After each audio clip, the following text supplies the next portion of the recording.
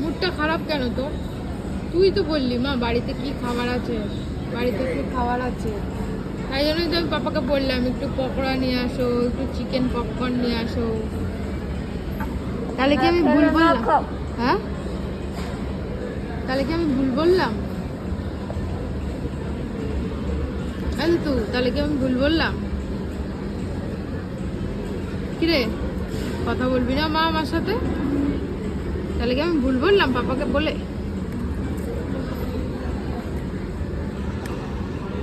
ঠিক আছে, কথা বলবি না তো? ভুল বললাম, তাহলে বাবাকে ক্যান্সেল করে দিতে বলি। হ্যাঁ চল চল, তাহলে চল বাড়ি চল, চল।